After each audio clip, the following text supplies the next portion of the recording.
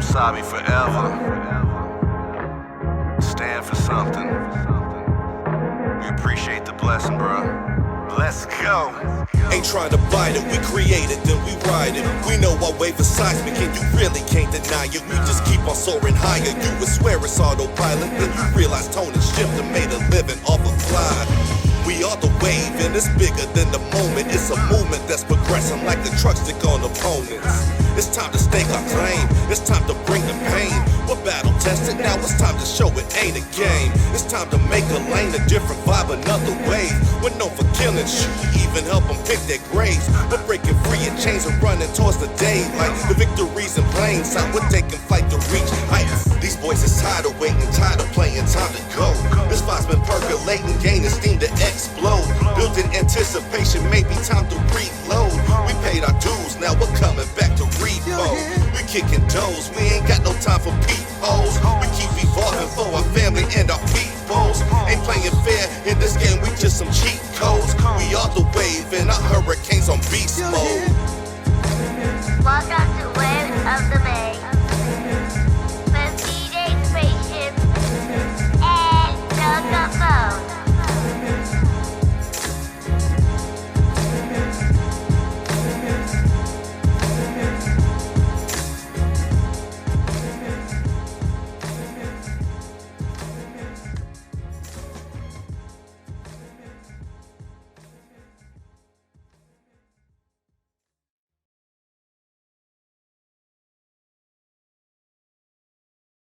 What's going on, world? It's your boy Tone Capone. I'm holding it down here in beautiful Tampa Bay, Tampa, Florida. As you can see the jersey right there, you know what I'm saying? But hey, this is podcast episode 13, and I got special guests right here, super producer, fucking hip hop artist, b-boy, DJ, fucking Knux over here, man. So welcome Knux to the podcast episode 13. Thank you for taking time out to talk with us tonight. And I'm just excited to talk with you. It's been a while since I've seen you, actually, man. It's been a minute, man. Right. It's been a minute. Yeah, I think the last time I saw you, we did the cipher that we was over there. Yeah, it was like wow. That was the one over there at was that the one at the studio? Yeah, the studio. I think it was in Seminole Heights, around there. Yeah. Okay. Yeah. Damn, that's been about 2.5 now. The Rona, man. The Rona. It done changed everything up for me.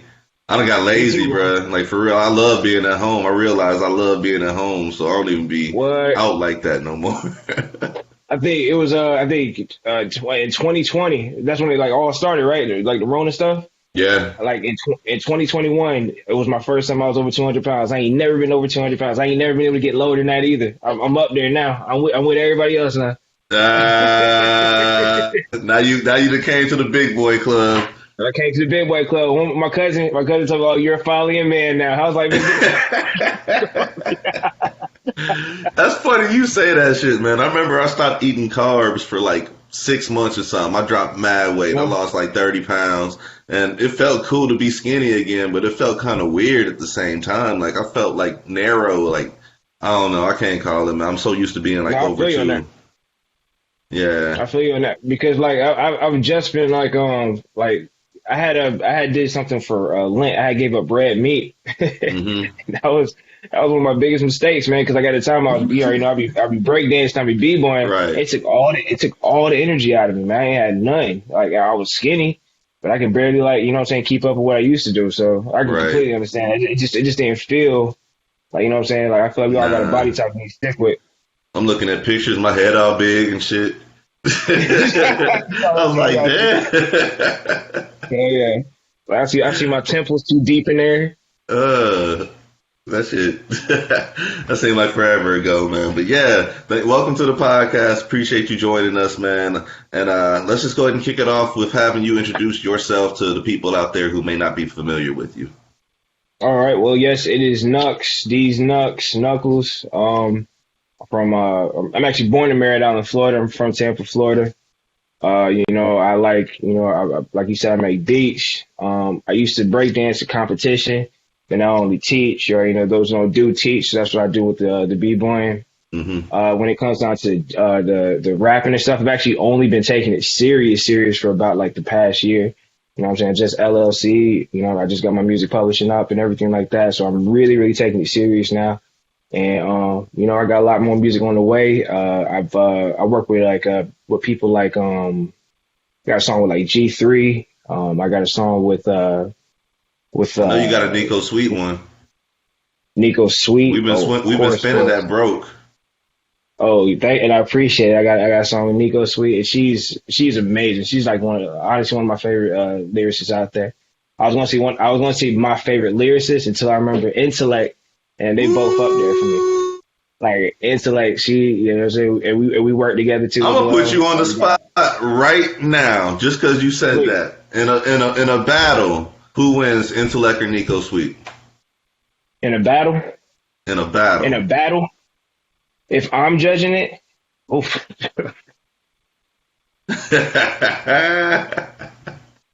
Cause like, oh man, all right. So we talking about like,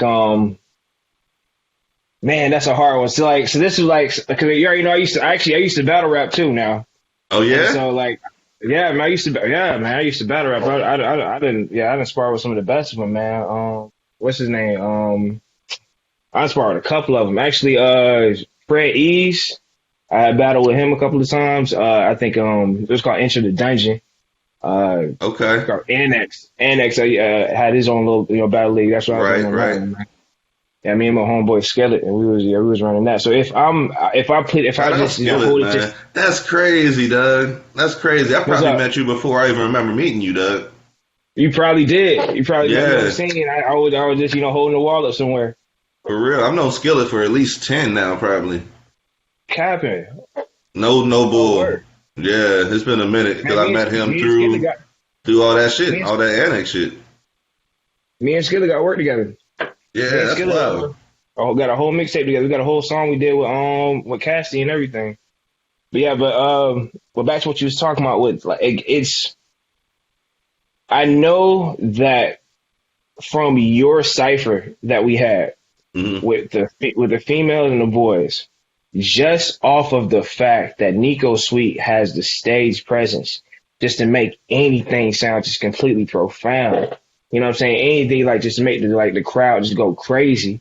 You know what I'm saying? I just feel just off of that, she would win. But who would have my heart though? Like, you know what I'm saying? Who I'd be like, you know what I'm saying? It would be Intellect, because I just know it will be just bars after bars after bars with intricate flows and stuff like that. And I'm not saying like, you know what I'm saying, with Nico Sweet, it's going to be all theatrics, but I know when it comes down to this battling, that is part of it. You know what I'm saying? That is. That's huge. You're right. So I'll give it to Nico Sweet just off the fact that she know how to control the room. That's what's up. I appreciate you answering the question, man. This is going to be a fun little conversation right here. The impromptu. A lot of people be afraid to answer. They don't want to hurt nobody's feelings and shit, man. Oh, no.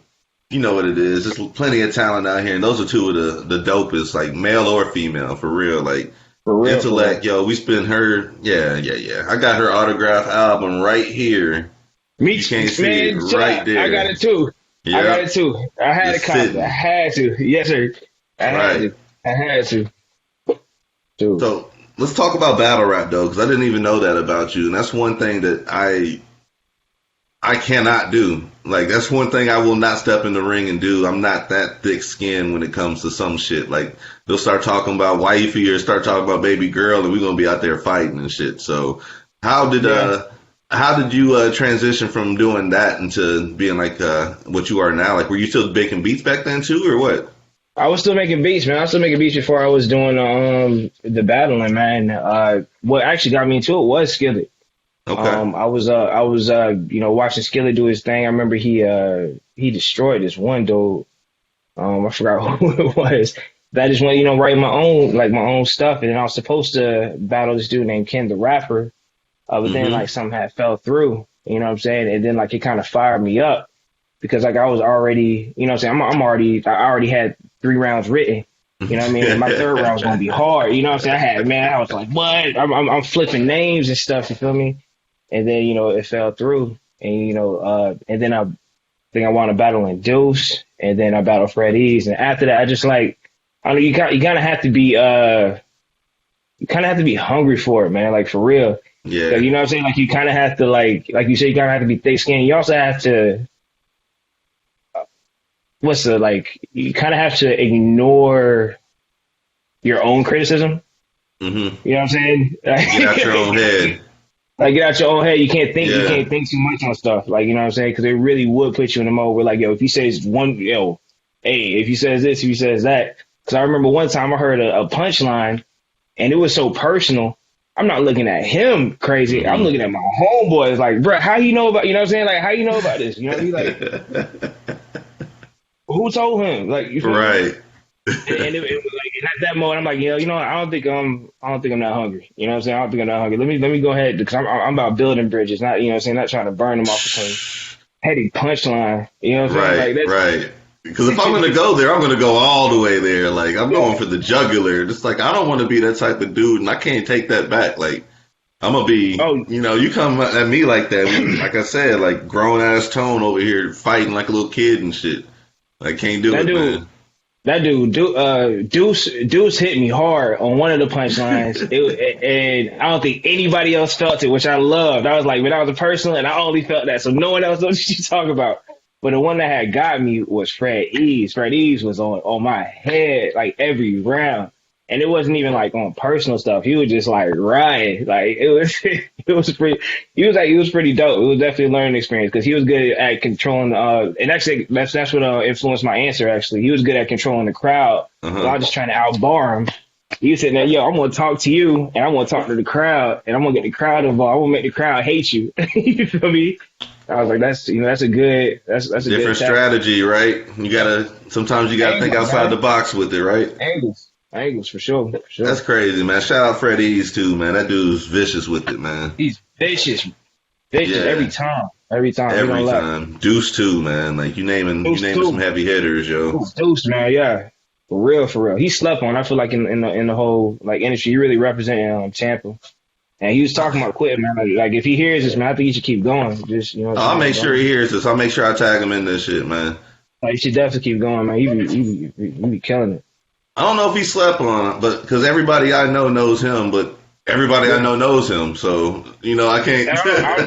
I really don't know. The only reason why I feel like he slept on is because the reason why he said he wanted to quit. I mean, I'm just assuming I don't know the reason why he is quitting, but I feel like he's just probably not getting the recognition he needs. Mm-hmm. You know what I mean? Have you ever felt like you want to quit making music? Yeah, but I just, you know what I'm saying? I kind of, there's an intrinsic value to all this, man. Like, I kind of, like, I'll do it even if I didn't release music, I'll probably still be making beats. You feel me? I'll probably still be writing raps and never performing it to people. You feel me? Like, real talk. Like, I feel like I'm like stuck on this. Like, this is kind of an addiction, like, more or less. You know what I'm saying? That's dope as fuck, man. When did you even get started? So I'm guessing you started writing, and then you probably got into producing after that. Hell no.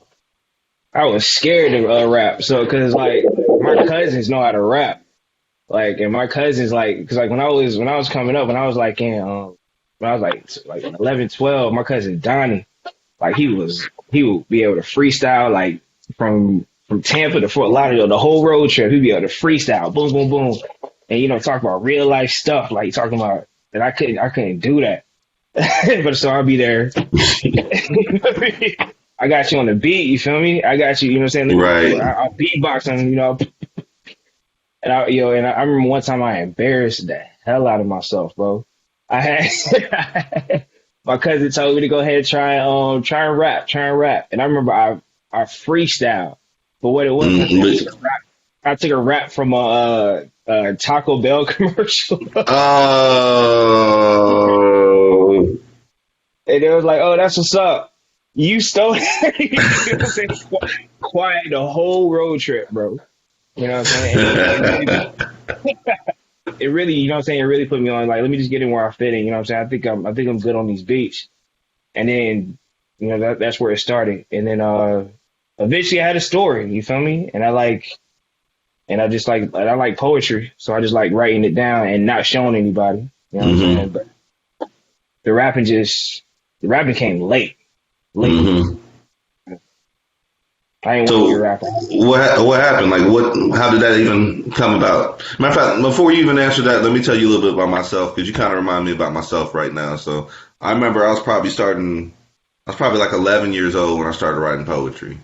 So I'm writing poetry, not really showing anybody anything, whatever. I get to college and I end up taking a poetry class, and everything I thought I was doing was just like low tier type shit. You know what I'm saying? Right. Like entry Yeah. level type shit. So it's like it had me thinking completely different that class because like it had me, make a pair of glasses a real type shit, like a person, Yeah. and analyze it like that and stuff like that. So it kind of opened up my eyes when it came to that. And then I started doing college radio. I was a DJ, or not really a DJ, but I was a host on a couple shows there. And then just meeting everybody in the music game. That's when I started rapping after that. So it was just like it progressed naturally and organically, just like you're talking about. But what was it that made you go ahead and jump into the rapping scene though?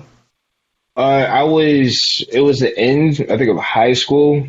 I was like fucking with my homeboy, just like, he was basically like my big brother at the time, Wade Collins. And his name is Bunchy Collins now. He's another artist. And we had made this, it was like some bullshit group that we had in this college reach out program, LEP, called League of Extraordinary Players. It was like the dumbest shit ever, I promise you. And like, so we had like a whole, like, this is crazy. We had like a whole, you know what I'm saying, like a floor at USF, and it was just nothing but dudes. One guy was a producer. He had Fruity Loops, and everybody had a verse. I wrote one down. Somebody told me it was good. And then I was like, oh, word, that's all I need. Let me go ahead and keep it going. But then I started I started getting really into, like, when I don't really like dabbling in stuff. I started becoming like a geek for it. Like I get really into it. So I started liking, like, what's his name? Geechee Suede from Cooley High. Okay. Like, you know what I'm saying? Like how they use big words. Like it was like this one song I called I think it's Black Connection. He said, I ski in Switzerland, down in Morocco, gambling, handling the beat. I fuck my crooks back in the BXX, collect wine, Italian design. I was like writing this stuff down. Like how do you make those rhyme schemes work? You feel me? That like, cadence, man. Yeah. Cadence. Right. So it blew me. And another dude, what was his name? AZ. When I heard Life's a Bitch, visualizing the realism of life and actuality, fuck who's the baddest, a person status, and I was like, bro, like I got to get on that shit. That's like the song that made me fall in love with like Nas right there, bro. Like, yeah, that's the song that made me a Nas fan right there. Because I came onto Illmatic after the fact. You know what I'm saying? That's crazy. That's it. Still jams right now, yo. What? Man, yeah, AZ honestly is one of my top 5 because like I tried to emulate him so much, like as an early, you know what I'm saying? When I was just like fucking with it, I was just trying to like get that cadence right, get there, and yeah, man, I'm heavily influenced. I'm pretty sure to this day with them too. Like I try to just keep that whole big words, like syllabic flow type thing going on, but try and make it seem easy. Right. You feel me? Try and make it seem easy, and then another dude, of course, that really put me on it was my cousin I was telling you about, Donnie. He's more so on the back end of it. He writes songs for a lot of rappers you probably heard about in Tampa. And he's just like more in tune to the game of it, like, you know what I'm saying, what's going to sell, like the sounds. He'll tell me if it's trash. You know what I'm saying? I'm gonna check in with him more than likely before anything gets released to make sure, you know what I'm saying, because he was the one that really like showed me, like, if you think about it, you can actually just rap it. You feel me? Like everything he rapped was what was going on in front of him, and like him doing that in front of me, I'm taking notes. Like, you know what I'm saying? I'm visually, I'm recording, analyzing. I gotta right. like that. I gotta get like that. That's the standard. You feel me?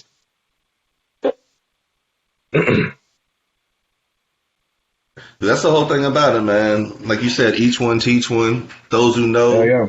show. That's what it's all about, man. And that ghost riding money, man, that's the easy money right there. Honestly, a lot of people overlook that money. Like that's that quiet money that keeps stacking. And it gets them so many connections too. Yeah. Like you sit with everybody. And you don't even have to be out in the forefront, man. A lot of people need to think about that because honestly, I mean, a lot of people have some talent, but they just don't have, that it factor. You know what I'm saying? So That's true. you That's got to true. humble yourself and try to get this money at the same time, man. Like a lot of people want to be that dude instead of just being that dude in the background. That's so true. And you can be getting that money, man. Like, you know what? My cousin Donnie, what he told me, like, schooling me to the game. He was like, "Bro, do you think 50 Cent's the best rapper in G Unit?" And I was like, "Nah, I think Lloyd Banks is." And then why is he the front man? You know what I'm saying? Like there's positions. You know what I mean? There's like because his story is more sellable. What blew my mind, I found out that Lloyd Banks got shot too. Why wasn't that a marketable? Why wasn't it? You know what I'm saying? Why wasn't he using that as a marketable story? It already been done. It's already been done. You know what I mean? Yeah. And he's stacking. Like he played his role, and I'm pretty sure he got a little cult following. I mean, I'm still waiting on something that Lloyd Banks put out. I've never really been a big Banks fan. I'm like one of the outliers when it comes to that. But most hip hop heads I know love Lloyd Banks, and I do give him props because he does be spitting. But I don't know. I just never really. I don't know. I'll give him his props, but he just. Nah. I actually fuck with Young Buck over all of them. Like me being country, I'm from the Midwest, man. Young Buck was the one I related to the most, and then of course Cashville. Yeah. Cashville. Yeah, Actually, and Game just be dropping too many names in his rhymes and shit, man. Like I don't know. I liked Game when he first came out. I'm not gonna lie to you. I hated the Love It Now and the Dogs on Top. Like I love that album. Oh yeah. Jesus Piece was my shit too, man. Jesus Piece rant. That shit right. Like I like the production in that one. Definitely. Yeah, he was name dropping a lot. That's all he does, man. He's made a whole career of it. Like he was just name dropping a bunch of video vixens. He's made an entire career out of it, yo. Like I promise you. There has to be something on YouTube about it. I promise you, man. They'll probably show you they'll probably just have the counter 1, 2, 3, 4, 5, all that shit, man. I mean, what you call it did it too. 50 Cent. I mean, I guess he make a career out of it, quote unquote. But I remember one song he had a whole song talking about who he's gonna rob. And that was like his first song. That was the first song they got him on, at least. Yeah, that's right. Because that was on one of them soundtracks. I can't remember which one, but I remember that was the one that's like, oh, who's that guy? And they was like, and that was it. Yeah. He went on he got on Jay-Z head, that thing got everybody. That song. What do you think about 50 now, man? Like now that he's kind of expanded and not kind of, but now that he's branched out and, opened up different niches. I think he's a huge inspiration. I would never borrow money from him, but I think he's a huge, huge inspiration because I just know I feel like when it comes down to just everybody, they feel like they know where he came from. He didn't really have much opportunity. Mm-hmm. And I feel like he turned out, if not, I think this is the best outcome for him. So I can't help but feel, hey, get your money, black man. You know what I'm saying? It's crazy. My money. Yeah, you damn sure ain't borrow no money from him. He'll let everybody know about that shit, man. Hell no. I was like, if anything, do not borrow money from 50 Cent. It's crazy to see the evolution from him, though, man. Watching all these Power series and shit, I'm just like, damn, this is all 50. All 50. Whether you like it or not, he's getting all the stars. And when Stars owes 50 right now, for real, Stars owes everything to them. He gave them relevancy.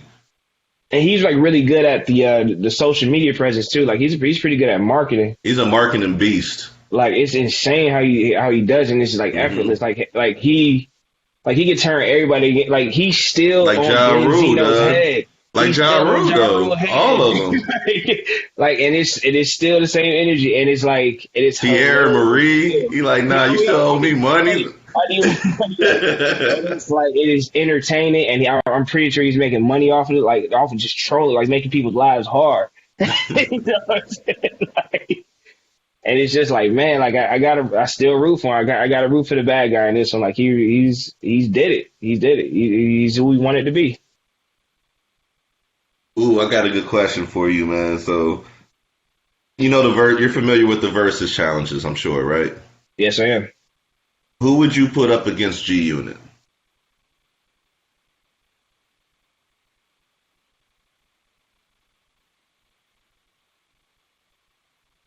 Trying to think what was popping at the time when it comes down to rap groups. Hmm. In middle school, I remember you had 50 Cent. I remember I was just a massacre. Trying to think who else? Cause like I'm not gonna put I'm not gonna put Outkast there because Outkast was I feel like Outkast is more of like a '90s up Definitely. until now. Trying to think of rap groups.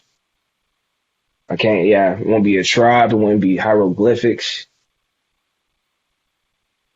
It would be, and this is it's kind of a. I think this is a little bit of a fucked up comparison, but because I can't really think of anybody. I don't think this is a good. Actually, I don't even think this is a good answer. Ray Shrimmer versus G Unit. Hell no.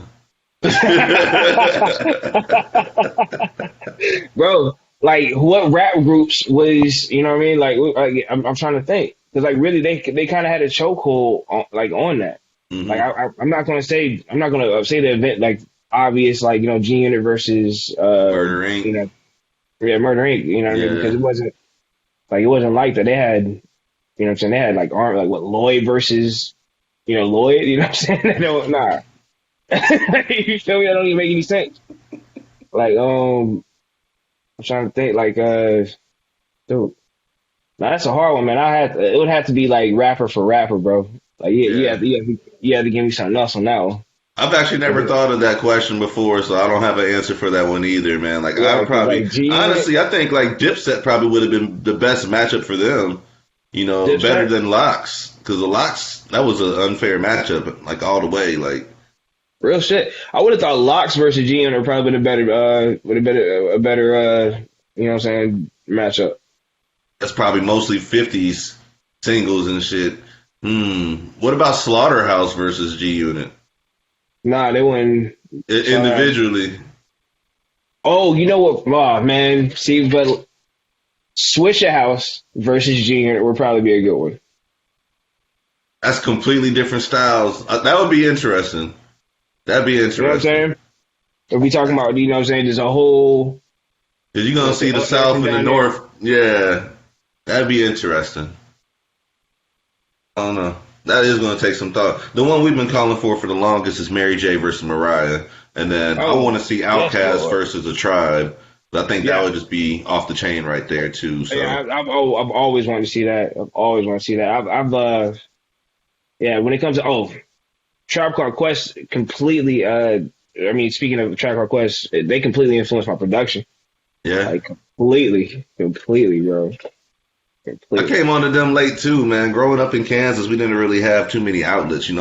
I graduated high school in 2000. I'm 40 years old. I don't mind saying that shit. I don't give a fuck. But I'm 40 Yeah, years I'm old. 34, man. I ain't far from you, You shit. know what I'm saying? So like I started catching on to hip hop like probably like around like 92, 93. That's when Uh, everything started coming through like that. So anything before then I wasn't really checking like that. So I've actually gone back and listened to I still listen to Tribe like to this day. oh, Like yeah. I probably listen to Tribe like once every other week, like for real. And just Yeah, be like just jamming, man. Like it's so good. You know what I'm saying? It's just good music, timeless music. It still has replay value. Yeah, and it always puts you back there, too. You feel me? Like, I always feel like, Yeah, I can always think of where I was at when I heard the song, or, you feel me? right. Yeah. Like that song "Stressed Out" by but that puts me I had right back in just high moved school. to Kansas City when that shit came out, man. With them and Faith Evans, I had the single, Yes. I had the tape single with that shit, What? dog. Yeah, I feel like that song was for me, man. I was like, man, I really like that song. yeah. That was that jam, man. I'm gonna have to listen to that when I'm done with you here. For real. That's that jam. Who else? Yeah. Actually, when it comes to producing, I mean, you already said that Tribe influenced it a lot, but who else influenced your production? First, first influence, Ninth Wonder. When I heard Little Brother in high Good to school, hear. Good to hear. I heard the Minstrel Show, Mm-hmm. and actually I heard the song first, "Loving It" by Mm-hmm. them, and I was like, how is this song playing on the radio?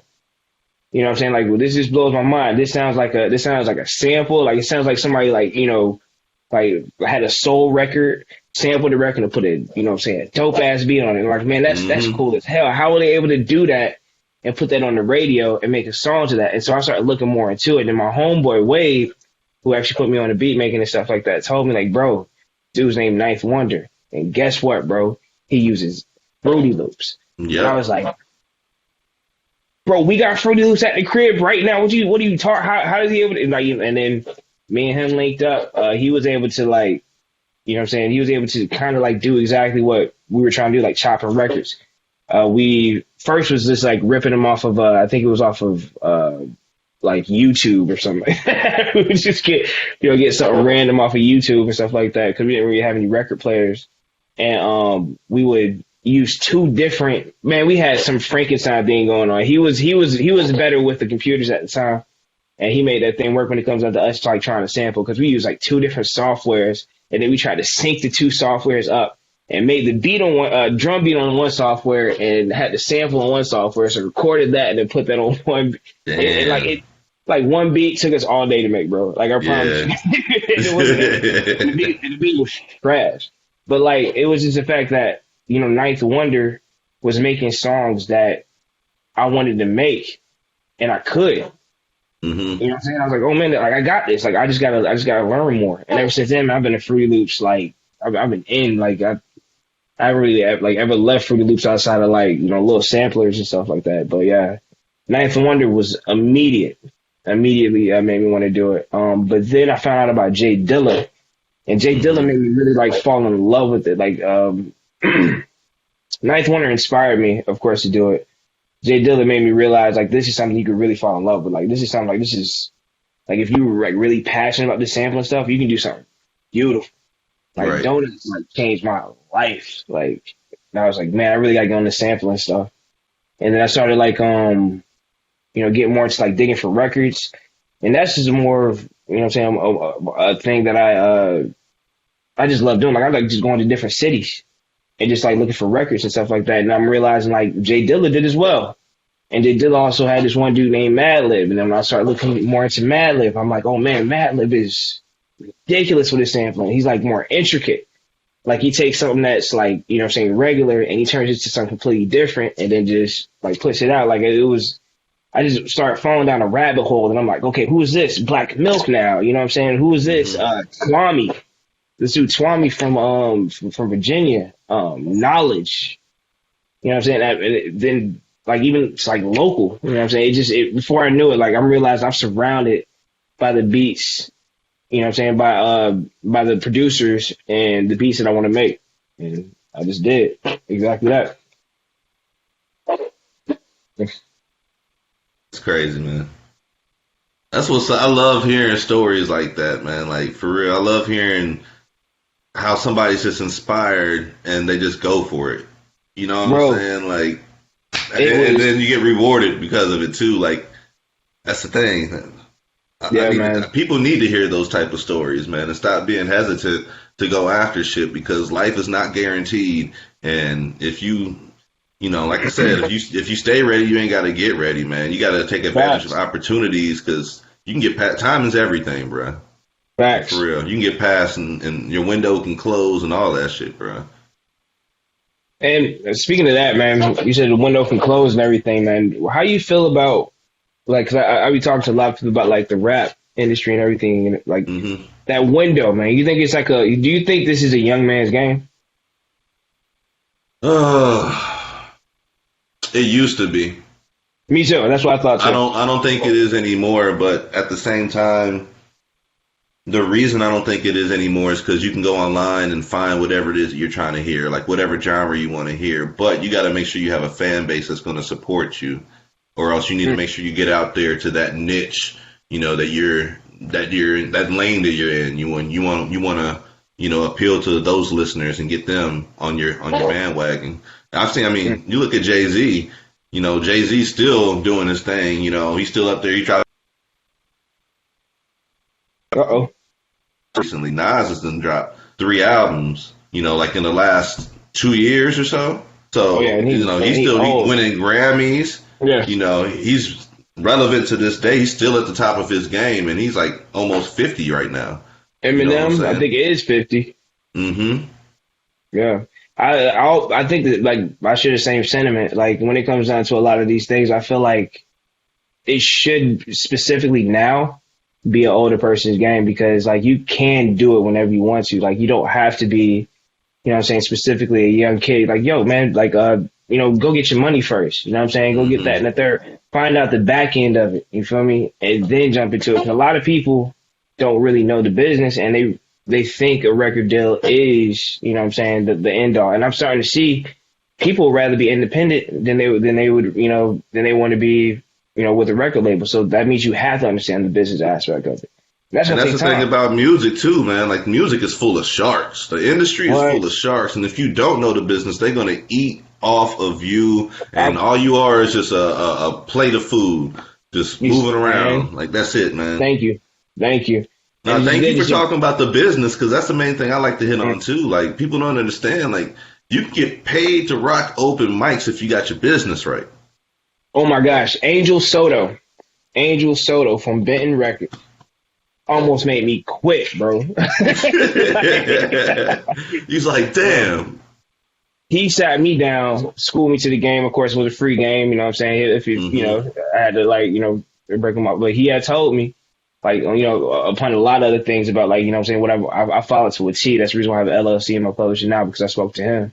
And he just told me, like, a lot of things that just made me realize, like, man, I don't think I'm not as serious as I thought I was. Mm-hmm. You know what I'm saying? Because I do actually have to invest in this. I do have to kind of take risks.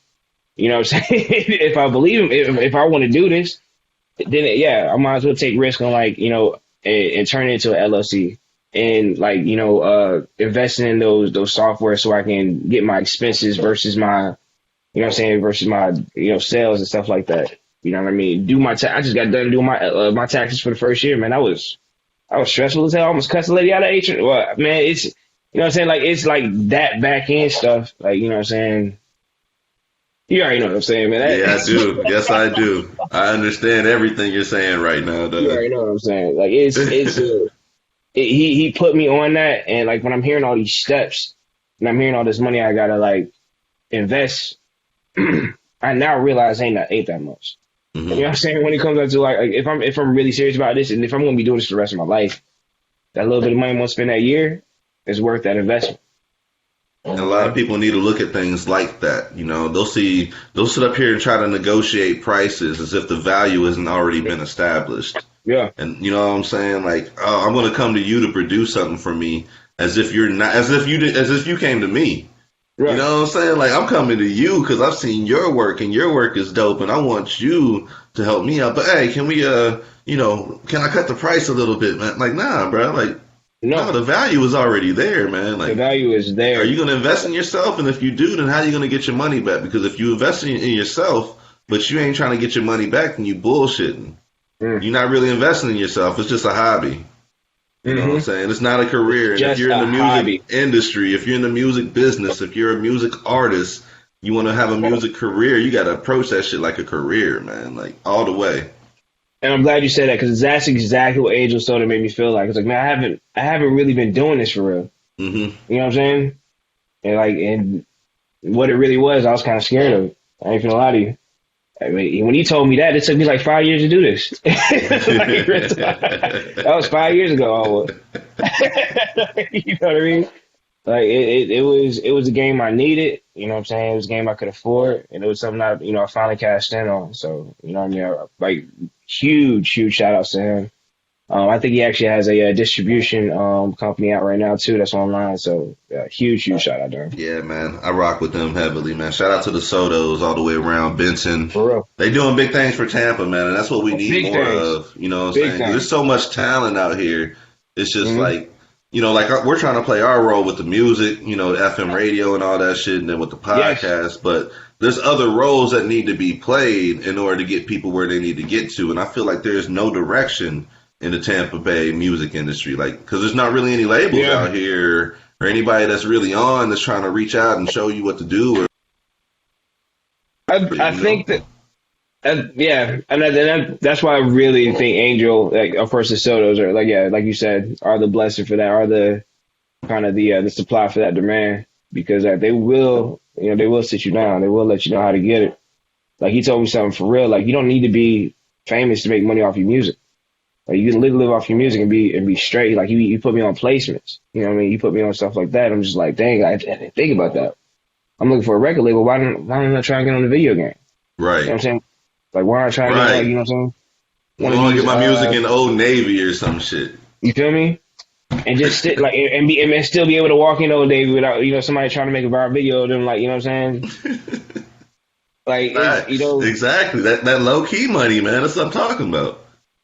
Man, and I'm the older you get, man, if you can get quiet money, that shit is appealing as fuck. Like, I would love to be making money without having to be out there performing and traveling and all that shit, man. Let me get my money and go chill with the family. We be out in DR or some shit.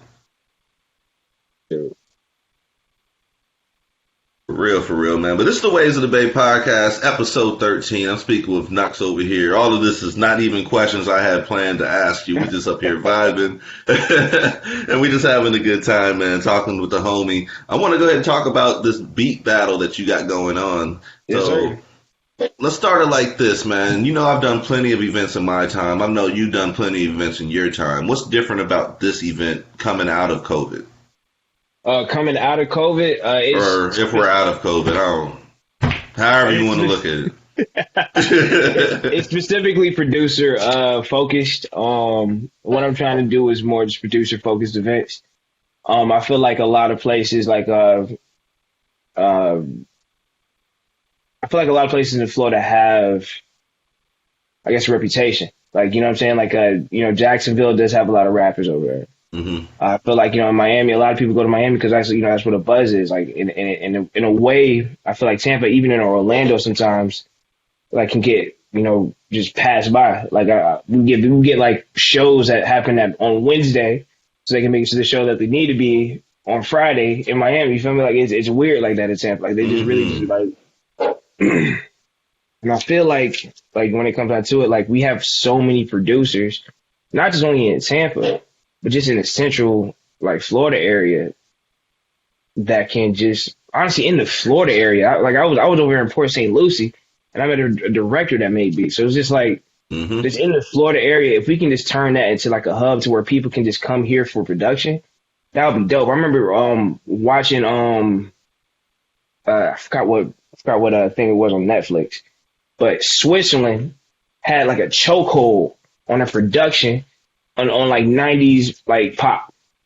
I know what you're talking about. I can't think of the name of it, but I know what you're talking about. You know exactly what I'm talking about. Yeah. Bro, I would love for Tampa to be the hub for producers. If you want some some dope production, yeah, you gotta come to Tampa. You gotta see what's up with these events. You gotta come to, like, one of these showcases. Mm-hmm. You know what I'm saying? You gotta see what's up. You gotta bump shoulders with some of these people. Because this is what's happening here in Tampa. And I feel like right now Tampa's going through like a little transition. Like, I'm seeing a lot of money get thrown around here. Like, so, and I'm seeing a lot of different license plates. So whenever I see that, I'm like, okay, so we get more, get more tourism, get more people. So like, yeah, like let's make this stuff like the stop for production. If you're gonna pass by here to go to Miami, all right, then to get some beats on your way here, or on your way to Miami, then, you know what I'm saying? Like, if you're going over there for that, if you already got your rapper in Jacksonville, come to Tampa if you want, a production for that Jacksonville rap, or, or production for, or if you just want some just Florida production, you feel me? Like, I would love to make this Tampa that hub, if anything, because there's just so many, like, I think Phoenix, Simon Phoenix, you know Simon Phoenix? I do. Yeah, he had an event too that was an amazing turnout. And it was nothing but just dope producers. I was like, man, I didn't know we had so many of these, like, for these producers. Like, we had, like, Vinny the Beat Dealer. Was another, Jay Wiz. It was Brixton Bang. I don't know if Delapo performed, but I know it was a couple other producers I was out there, man, just representing, bro. And I'm just like, and it's all in this area? Just this area? Man, what? Are you kidding me? I'm a huge advocate of y'all, man. Like for real. Like I haven't rapped in a long time, but I tell people all the time. Our most successful events have been producer events, honestly. And those have been the Bro, most fun events too, because the energy is just different. Like we just all up there making the stank face, just having a good time, vibing out, you know and who does doing it what we too, do. man? You know who does it too? Because I don't want to forget this, man. Another dude that I do got to commend is a hometown hero. He has a Tampa Beat weekend, and I remember he Beats was and able to get chill. yeah the Beats and Chills, yeah, and he was able to get like some heavy hitters to come to Tampa, and I was Hmm. like, that's big, bro. I don't know what kind of connections you got to do that, but that's big because you did that for Tampa, like you know what I'm saying. Oh You yeah. made somebody all the way from California be like, hey, you need to come over here, you know what I'm saying, see what the scene like and everything like that, and I was like, man. If he's honestly he honestly is another inspiration to do events as well as you are, of course. I But yeah, appreciate like, it. oh yeah, are you kidding me? Yeah, because like every event I go to, man, I always meet somebody I want to like do business with, man. Like every time. Like, And that's it's all. always the I best love to feeling. hear the story after my events, you know what I'm saying? So with that in mind, I know you met Delapo at one of my events, Oh man. Tell me about yes, how you and Delapo have kind of like built since that moment. What was it that drew bro. y'all together? Well, first, when I met him at the beat battle, and I got first rounded, and I was pissed off. Y'all I producers be had mad than a motherfucker, man. Me and Space should be bro, laughing. this is my Y'all life, emotional than a bro. bitch. You see this keyboard, man. This is connected to my heart. This is my blood, sweat, and tears in this Fruity Loops. Nah, but and you know, so of course I was in my feelings a little bit, but then I was like front row for his round, and then so I'm sitting here like kind of like listening, like a little mad, and I'm noticing these little transitions and these little like mixing things. I'm like, that sounds familiar, because a person that uses Fruity Loops can kind of hear when somebody else is using Fruit, they're saying like, you know what I'm saying, DAW. So I'm just sitting there chilling, I'm just over analyzing it, and I'm just like, damn, this is hard as hell. Like, you know what I'm saying? This is it's pretty dope, you know what I mean? So he gets off, and then I kind of tap him, you know what I'm saying? Hey, was that Gross Beat? Gross Beat's one of the plugins that makes like, you know what I'm saying, all the little little transitions. He's like, yeah, it was Gross Beat. Like, I knew it. I knew it. He's like, yeah, but I use Fruity Loops. I was like, bro, I'm gonna tell you this right now, and I'm like straight up, you're gonna win this battle. Just letting you know, you're winning this battle. I promise you. And of course, you know what I'm saying, that was history. He definitely won the battle. And then Our very first beat battle on top of that, man. but then after that he hit me up talking about like, yo man, your beats are dope, you know what I'm saying? Like he had hit me up on my SoundCloud. And then so he was like, you should definitely make a beat tape. And I ain't finna capture you. I kinda like, okay, so yeah, we should definitely make a beat tape. Let's go ahead and get this going on. He was like, I'm sorry, what? Like we? I was talking about Right. I was like, nah, like if it's a great idea, we should definitely do this, you know what I'm saying? And you know, he obliged, and it was honestly one of my favorite projects to work on. I ain't finna capture because like he's like, I'm not a geek to Fruity Loops. He's a geek on Fruity Loops. Like he knows everything, the ins and outs. Like he knows how to like he knows the Bible on Fruity Loops, and So it you learn blows some things. what I Yeah. peeped, I peeped some things about like how to like like just ducking, like just certain dynamics when it comes down to how I can get the sounds I wanted out of my Fruity Loops, and like my production's completely like leveled up since I've worked with him on that project. It's called Knux. And we actually had Jay Wiz, another dude I had met, you know what I'm saying? Yeah, Jay Wiz had helped us out with that. We actually recorded a lot of his stuff at at his studio, so yeah, man. I love hearing those stories, man. Like honestly, because I don't really think much about it until after the fact.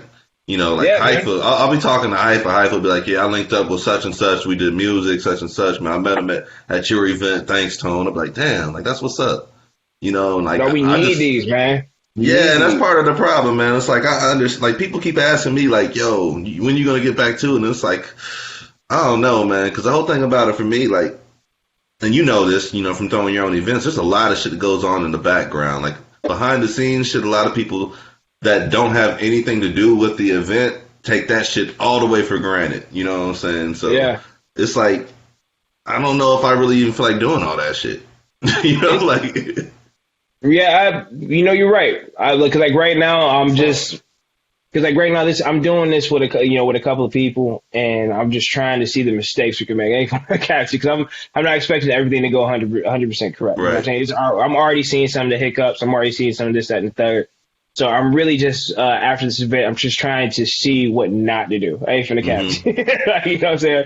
Trying to like see the mistakes we made. You know what I'm saying? So we just don't make them again. Because honestly, what I want to like build towards is not just beat battling. I want to do like, you know what I'm saying, film showcases. I actually went to Port St. Lucie. The guy that shot my last video, Universal Mastery. He said he actually does live events as well. He's actually a film director. Music videos is actually new to him. He actually films movies and he does like live film and stuff like that. And so I wanted to see if I can get, you know what I'm saying, like at least, some solid producers that are willing, to be behind their craft to where they can live perform. We can have that on video, you know what I'm saying? We can get that exposure to not only in Tampa, but to people who are looking at Florida for music. You feel me? Mm-hmm. I remember I did one of those a long time ago, and it's like I think I just got my GoPro. I'm sure I just got my GoPro because I got the footage of it, but the audio's terrible. But the idea of what you're talking about, easy. It's just about finding where to do it at, and then once again making sure that the quality of the footage and everything is on point. So yeah, I would love to help out with that. I'll tell you that right now. I appreciate it, man. I'm thinking like honestly, like when it comes to the events for producers, do you see like more organic growth out of like doing the showcases or like workshops or else doing like battles or some type of competitions? Based on my experience currently with battles, I don't think battles is going to be the answer. Yeah. You got a lot of producers bitching up right now? Bro, like and you know what I think it is? Because yeah, we are sensitive. Like, you know what I'm saying? It is like, you know what I'm saying? It is that serious for us. You know what I mean? And I can understand the notion and not wanting to be like judged because like y'all don't know y'all just don't like music that I make type deal. You know what I'm saying? I can understand that. I can understand that notion. But from my perspective now, I'm realizing it's not about me winning or losing. It's about who like the interactions I make while I'm there that I represent. Like I said, I used to b-boy as well, and a huge thing in the b-boy community is like, yo, yeah, you lost, but yo, you represented when you went out there though. Yeah. Like, you know what I'm saying? So did you go out there? You know what I'm saying? I'm pretty sure somebody during that battle loved your shit. Even though you lost that round, somebody's like, you know what? I'm gonna holler at him afterwards. Mm-hmm. You feel me? And that happened at mine. Somebody had like hit me on my shoulder, yo. You know what I'm saying? Yo, man, you got cheated out of that. Of course, you know what I'm saying? We both on that negative type shit, but like I need when I heard that, it gave me the confidence to be like, you know what? I probably would do another beat battle because you know what I'm saying? That like a nigga like that would probably be judging next time. You feel me? Right. What I found is that a lot of y'all producers have done battles in the past and they have been unfairly judged or like the outcome was already decided or something to that effect. So a lot of producers feel like they're in a losing battle to begin, like the Rooney Rule in the NFL almost. You know what I'm saying? Like they just doing fake ass interviews and shit for jobs that are already taken. So I understand that was always like something I had to overcome. Trying to get y'all to get down on the battles. It's like, man, I don't know. Your friends ain't gonna be judging it. Like, man, I'm making other producers judge this shit. I don't want nothing to do with this. Bro, I've been to so many different, like I used to battle in breaking, I used to battle in producing, and I used to battle in rapping, and I've heard that excuse in all three, bro. I'm telling you. Like, it's not, like, I promise you that's always going to be the criticism. Oh, they were going to win anyway. Oh, the crowd liked them. But I was, you know what I'm saying? Oh, see, man, like, what happened was, you know what I'm saying? Like, in this beat battle, what I'm going to be doing, I'm actually going to have all the judges, they're all going to have headphones on. You know what I mean? All of them I don't want any excuses when it comes out to these producers saying like, man, but if they had better, no, they had headphones on. You know what I mean? But we're going to have the speakers out there too. But they had headphones on. So nothing's wrong with our sound system. Like this is y'all mix. If y'all heard it on y'all headphones, this is how it here. That's a great idea. That's a great idea right there. Because you never know what the sound system's going to be at wherever you're at, So that's a great idea. That's true. And that's what's like, so let's go and just like eliminate that. I don't want any excuses. We're going to be doing 1 minute rounds, you feel me? Just so we can, so people can show their transitions. I feel like a lot of people like to do the build up to the beat. You know what I mean? First I had it 30 seconds, and a couple people like, push back on that. They were saying like, what's that, a loop? You know what I mean? Nah, I want, an intro. I want, people are going to be making some narratives when it comes down to the beat composition. So, Well, there's a different way you have to attack a beat battle versus just making beats, Like if you're in a battle, you have like LaFar shit, it was 90 seconds and, we judging off this and that. So, don't waste all that time on that long ass intro when people are trying to hear some shit. And beat battles, that don't work. Beat battles, they want to hear transitions. That's what and change ups. That's all they want to hear. I really hadn't learned that. I really hadn't learned that. Actually, rest in peace, Ken Osabi actually had told me that, man. He had, because I think he's one of judge. Yeah. Judge one of them. And he hit me up. He was like, bro, you need more transitions and more aggression because you're chill. And that's not, like, you don't battle with chill. Like, that's not what we're here for. We need to hear something that's going to make us, like, it's going to grab our attention. You know what I'm saying? Not make us want to, like, lay back, you know what I'm saying? Spark up something. And then, at the time, I used for the caption. At the time, I didn't want to hear that shit. Yeah, I know it. but it was. But you heard it though. But you heard it later. It sunk in later, like that. I heard it. Like when I, you know what I'm saying. When I thought about it, I was like, that's true. Like, you know what I'm saying. When I'm making beats to battle to, I'm not making beats for me. You know what I'm saying. I have to be kind of in tune to, you know what I'm saying, what's going to grab the crowd rather than what's going to grab just my attention. You feel me? Same with DJing. Yeah. It's not about how you're feeling. It's about how you got the crowd feeling. If they're in the mood for some reggae shit, then you better break out your fucking reggae shit. I don't care how you feel. You better play some reggae. Yeah. Like, get out your shit and go do what you got to do. Real. That's real. But nah, man, that's one of the things too. Like when it comes to judges, and I'm sure the same with you, I want to make sure I pick qualified judges that will give you some type of feedback. And what I've taken from that is a lot of people have competed, have always gained, beating somebody, whether it's, learning some aspect of production or something that they can improve on. They always take something away from it, man. So that's exactly the reason why I picked the producers I had be judges, and rest in peace, Keno, man. That nigga was on that night though, man. We had he was in rare form that night, man. He was cutting up, man. That was the homie though, for real, man. But yeah. But I love hearing this shit though, like for real. I love hearing the connection. Because that's what we're all about, man. It's all about Tampa Bay up front. And we're trying to strengthen what we have here. So you see a gap in the production, scene, which has been there for a minute. Like there's so many producers out there. It's just like, why aren't y'all like more united? And they're musicians too. Like Ken Osaka, like oh my gosh, back to him. He was an insanely talented drummer. What you call it? I got a homeboy right now, Capone.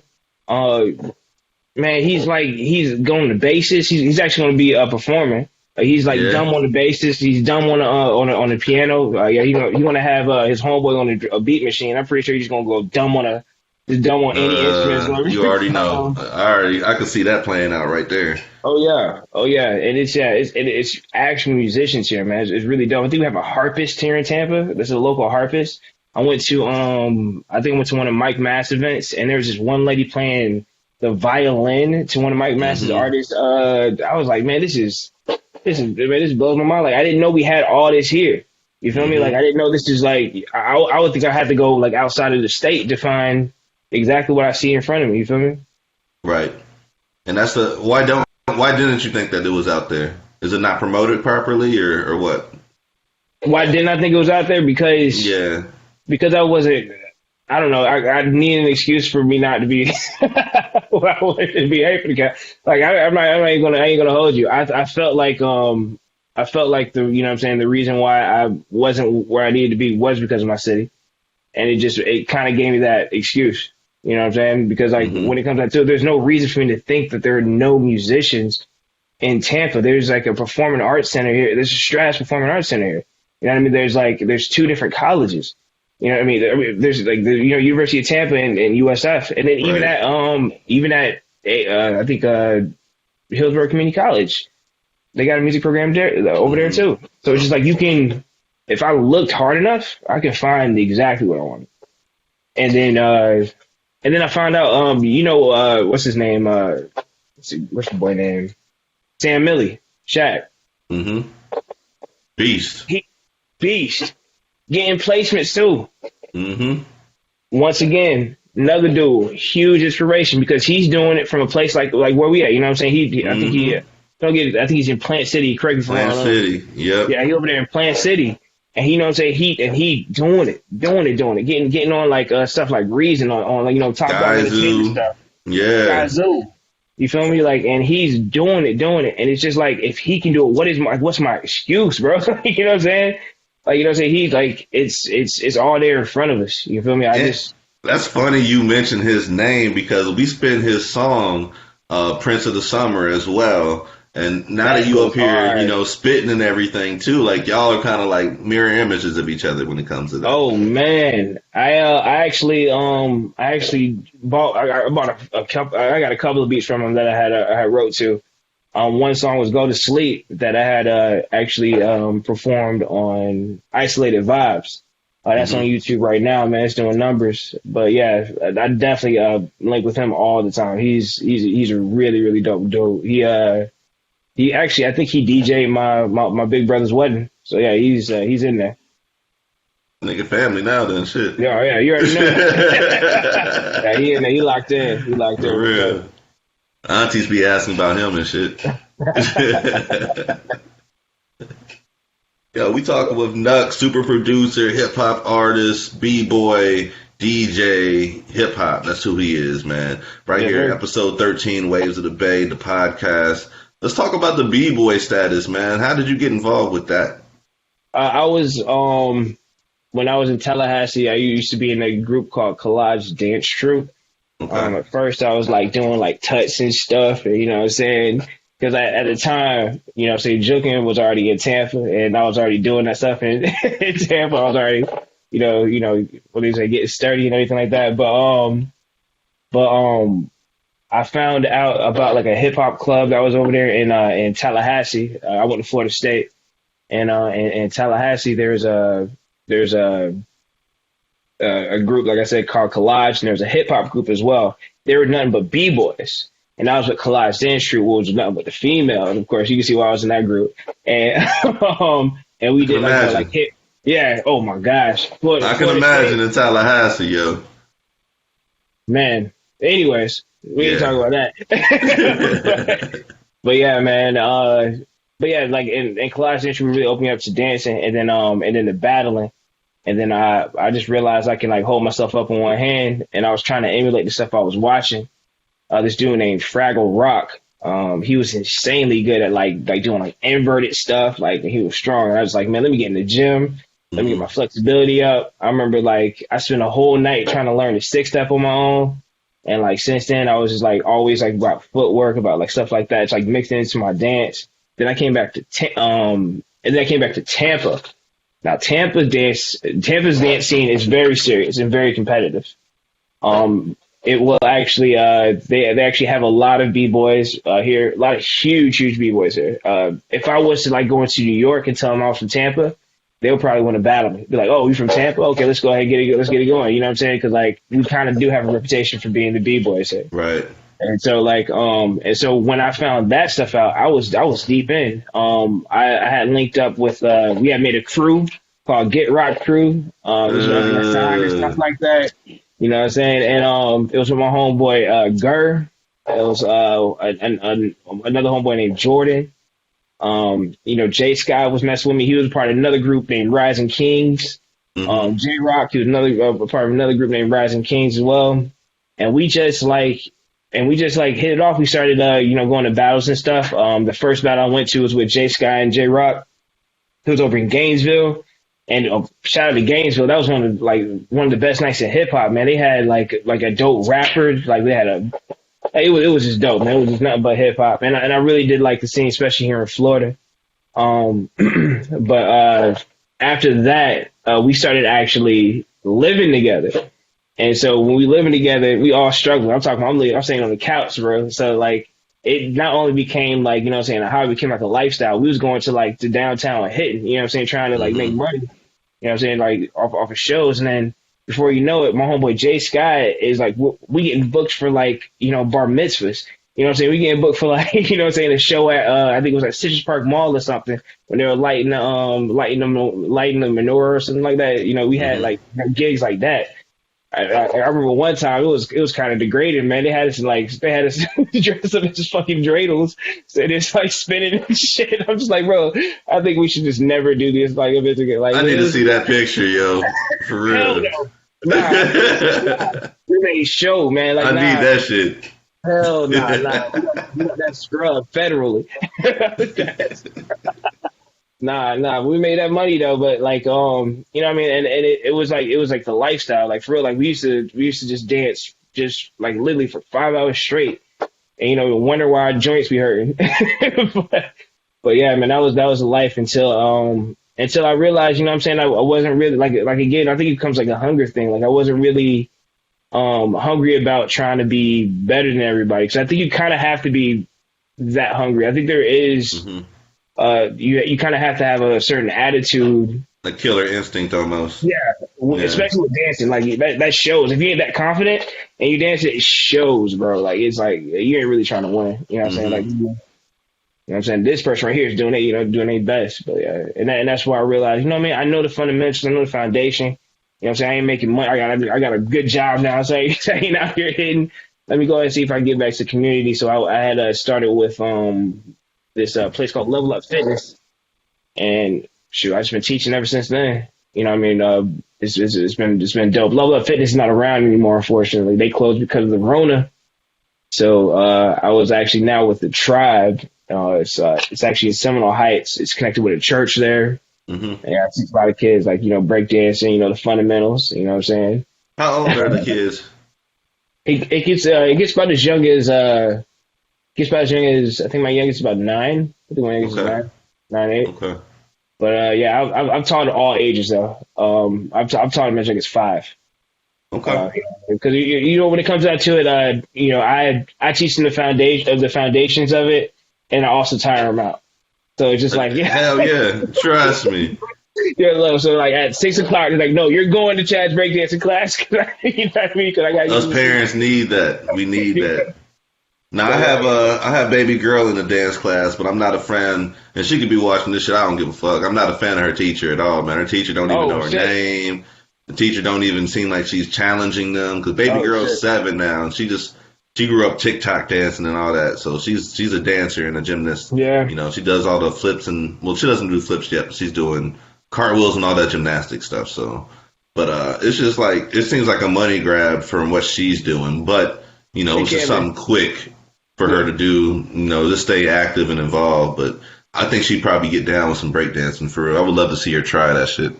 Man, it's a couple of breakdancing studios here, man. A couple of dance studios that will teach you. I used to go to Prodigy. It's actually owned by Karishka, and I definitely recommend you take her to that. It's nothing but kids. Okay. I think it's actually a majority of females, actually, a majority of B-girls. And she whips them into shapes. Like, she lets them know exactly what to do. And like, I've only seen them improve every time they go over there. I've only seen them. Man, that's all I need, man. Like, I don't need, like I said, I don't want her to feel like just a number, a statistic, you know what I'm saying? Like, because I already be dancing her ass off. Like, Quiet as Kept, she probably like one of the top ones in the class and shit. But for real, the teacher don't give a fuck. So it's like, hey, man, I'm good on that shit. Prodigy, please, Karishka, man. I feel like I might send you the link after this, man. Yeah, she's an amazing teacher. She's an amazing teacher. Amazing. Hyphen knows her, actually. Okay. Yeah, Hyphen knows her. Okay, that's what it is, man. We're talking with Knux, and I want to actually talk about Universal Mastery, man. So, yes, sir.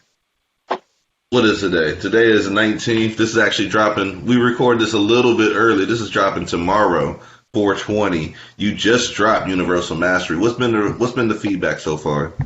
Man, the feedback's been amazing, man. Everybody says it's smooth, man. They like the, you know what I'm saying, they like the dark vibes of the video. They say it's like it brings that, you know what I'm saying, that 90s vibe, which you already know. Like I told you, I'm with the Geechee sway, you know, the AZ stuff. Like it's really like me and my element, that whole beat. Even the visual, it's me and my element, man. I'm you know what I'm saying, I stay positive, but in my mind, I promise you, it's it's dark in there. But it's really like, you know what I'm saying, when it comes down to it, yeah, it's definitely it's just me and my essence, man. Like, honestly, there's not a single lie told in that song. Should we be expecting more songs like that, or what's the direction for the whole project? Honestly, right now I'm just releasing singles. I would like to build up a buzz first before you know what I'm saying, because I haven't really heard anybody even want to, like, yo, when you gonna come out with an album? Like, I've just been telling, like, you know what I mean, I'm coming out with more music and stuff like that. The next endeavor I actually got going on, when it comes down to a single, is with a dude named QO. Okay. QO is somebody I met at another event that was a local event, and he's an insanely good, like, fast spitter. He almost reminds me of, like, people like from Do or Die, you know what I'm saying, like that old school event. Yeah, actually, I'm talking to Kansas City. Come on now. Yeah. But yeah, like he brings me that vibe, and we have a song called Frozone that we working on right now, and it's just me and him going back and forth bar for bar. I can't wait for everybody to hear that, bro. But other than that, I got a beat tape coming out that is featuring a couple of musicians, namely, of course, me and Hector Capone, and another guy named Cheeto Keefe. He's going to be one of the guitarists. Going to be on there, and that's so far is it. What I got going on. What I know you linked up with the Lapo. What other I don't want to call them local artists because, you know, I hate that term. But what other artists in Tampa Bay would you want to link up with? I would absolutely love to do I would love to rap over a beat by Animal Milk. Okay. Their name Animal Milk. Animal Milk heard my track and he was like, "Man, you remind me of Currency." And honestly, that's basically what I've been hearing a lot of people do. Say, like, "Man, you remind me of Currency, I'm like, all right, dope. I mean, he's not my top 5, but all right, cool. You know what I'm saying? Right. Currency made me feel, he's my top 10. Currency made me feel cool as hell when I'm listening to it. But when I heard like his way of production, it reminded me of what makes me like sample. Like, he's really like experienced it, like with the sampling and stuff like that. And I would love to be on a track, like, you know what I'm saying, just rapping with maybe like, you know, a Saru, you know what I'm saying, maybe like Mike Mass, you know what I'm saying, go back and forth. Me and Mike Mass actually do have a song that we both featured on. That was with Annex on his album Snooze Button. But I would like to just, you know, just me and him on some shit. I'm trying to think of some other spitters. There's this one dude named King Cole. He doesn't really have much of a buzz right now. Mm-hmm. And I like that because I want to be able to go ahead and, you know, introduce him to a couple of people. He is insanely like my flow is like, you know, chill and everything like that. But he reminds me of like Mock Hami. You know what that is? Mm-hmm. Like, he reminds me of that. Like, it's real intricate, but it sounds effortless how he does it. And I definitely want to introduce him to a couple of people that, you know what I'm saying, that like my music. Let's see if we can definitely use my crowd to, you know what I'm saying, give him a little bit of a spotlight on that. When it comes down to a main, I would love, I ain't finna catch you, I would love to do a track with Tom G, bro. What? Are you kidding me? You would need to do that shit for Tampa. What? That would be insane, bro. Like, bro, cause Tom G, man, like I'm pretty sure he knows his, like, you know what I'm saying, his position in Tampa. Like, you know what I'm saying? That's like, you know, he has to know that shit, man. You can't even front on that shit, man. What? You know the type of music, like, you know the type of music I like. You know what I'm saying? I'm on that boom bap shit. But if you put on City Boy with it, I'm right here with everybody else. You out like, there? Like, come on, like, it's, you know what I'm saying? He's solidified. You know what I'm saying? I think he got a song called Verified coming out. Actually, he verified. Like, he in there as, you know what I'm saying, one of the Tampa legends. And I would love, like, you know what I'm saying, I had I think we did that beat thing before where you was able to get the I think it was Brixton was able to get the vocals for that. The Friday Flip Club or something? Yeah, the Friday Flip Club. He was able to get the vocals for that. Are you kidding me? That was like, what? I was like, are you? I loved y'all's interpretations of that shit. Man, I felt like I was producing for Tom G. You know what I'm saying? I was like, man, yes, give it here. Are you kidding me?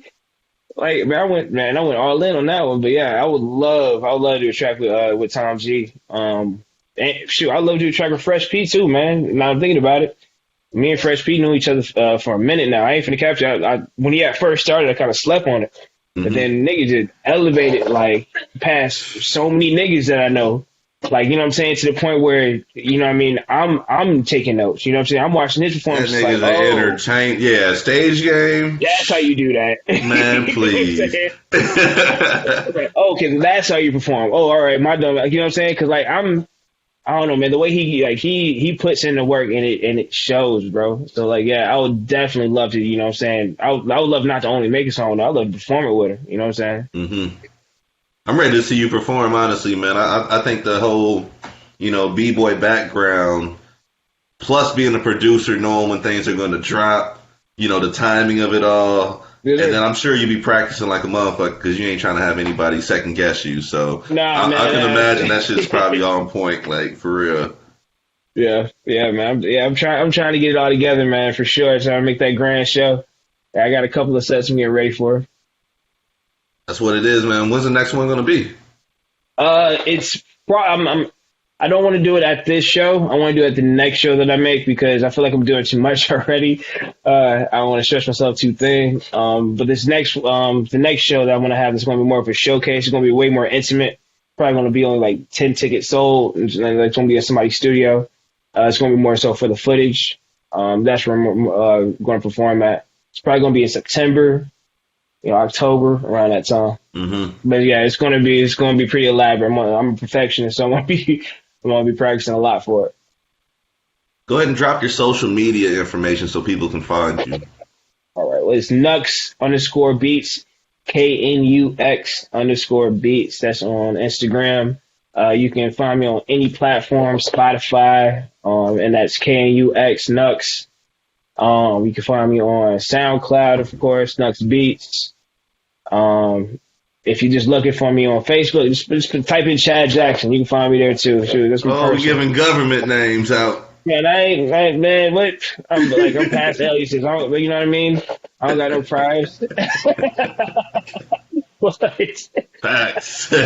He living free. He's like, yeah, I'm over here down on the east side. Y'all can find me, man. I'm out here. I'm out here, man. Like, yeah. Everybody loves me. Why I gotta hide? You stupid. I got a question. The last question I got for you. Wait. Beat me. The name of it, Doug. I don't follow. You don't? Oh. Yeah, I'm like,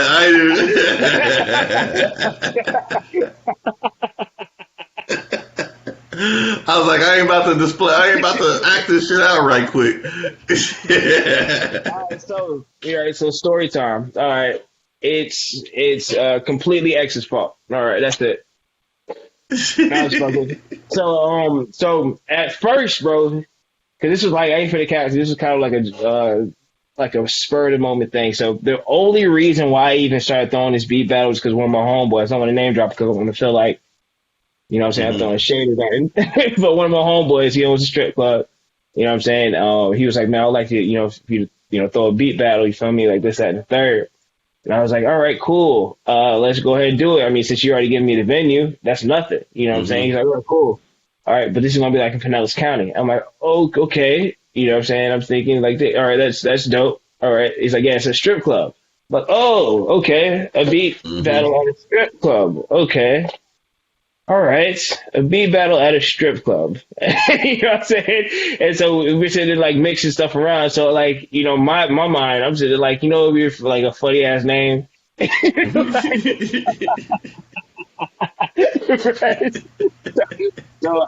So I just throw that out there, you know what I'm saying? Like, what if we call that shit a beat me? X was like, no, we're not fucking calling it that. X was like, bro, what the fuck? No, we're not calling it that shit. Bro, and to the dude that owned the venue, he was like, bro, that's genius. That's money, yeah. He's like, bro, are you kidding me? We're going with it. I was like, all right. So X, we're going with it, nigga. Don't tell me. You know what I'm saying? And what's fucked up is that kind of fell through because, well, I mean, for multiple reasons. Because he's trying to get a crowd that's going to stay there. You know what I'm saying? Spend that money. You know what I mean? Stuff like that. And You already know. I just don't feel like right now. Let's say if I was to do a beat battle and I get first rounded, if I'm in my city, I'm probably just going to stay there. You know what I'm saying? I'm probably just going to chill. You know what I'm saying? I'm probably going to get drunk. I'm probably just going to go home. You feel me? If I get first rounded in Pinellas County and I live in Tampa, you know what I'm saying? I'm leaving. I'm probably never coming back to that motherfucker. You know what I'm saying? I'm pissed. Right. I'm not trying to get drunk and then drive across the track. I mean, across the bridge. You know what I'm saying? And I'm not trying to have that. I'm trying to have that on my conscience either. You know what I'm saying? I invite a nigga over here. You know, you get fucked up and shit, and then you get into an accident after, just because you wanted to come to my event. So I'm like, that shit's going through my mind. And then I'm also thinking like, damn, if the venue don't get their money, then you know what I'm saying? Then it's really just going to I'm just going to put this up here just to fall over on itself. So I was like, damn, I don't know if we can do it out there. You feel me? So I had to switch venues, but I had to keep the same damn name. That shit's money, dog. That shit. I read it at first. I was like, man, that sounds different. I was like, oh, that's why. Honestly, man, when the shit really started getting looked at, motherfuckers like, wait, what the fuck? Hold on, wait, she just like, what the fuck was that? And bro, the shit got a little buzz. So we kind of just been rolling with it, man. Just keeping it going. I was talking to Hometown. It was Hometown and H that really called me out in the shit. But Hometown hit me. He was talking about what's crazy that I had something just like that too. He said it was called the beat and greet. Or greet and greet or something like that. I was like, yeah, that's funny. But yeah, we all making Knux, I appreciate you taking time out tonight to speak with us. Episode 13, Waves of the Bay podcast. I'm excited to see what's about to happen with this beat battle. I'm excited to see what this music's about to do as well. And I'm excited to see what you're about to do, with this music thing on the hip hop side of it, being the artist instead of just being the producer, man. So once again, thank you for taking time out. Be blessed out there. Everybody, this is episode 13 of Waves of the Bay. Make sure you follow us on social media at Waves of the Bay. I'm Tone Capone. Check the webpage out. I spell my name with a K. It's tone-capone.com. If you spell it with a C, you won't see me. So just make sure you spell the name correctly. We'll catch you next time around.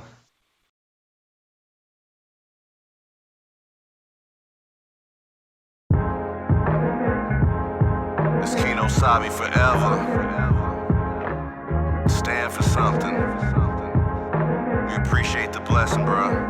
Let's go.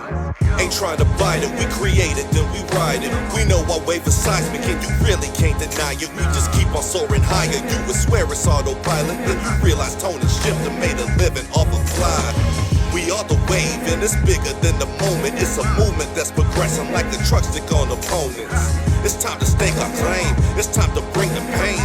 We're battle tested, now it's time to show it ain't a game. It's time to make a lane, a different vibe, another way. We're known for killing shit, even help them pick their graves. We're breaking free in chains and running towards the daylight. The victory's in plain sight, we're taking flight to reach heights. These boys is tired of waiting, tired of playing, time to go. This vibe's been percolating, gaining steam to explode. Built in anticipation, maybe time to reload. We paid our dues, now we're coming back to repo. We kicking toes, we ain't got no time for peepholes. We keep evolving for our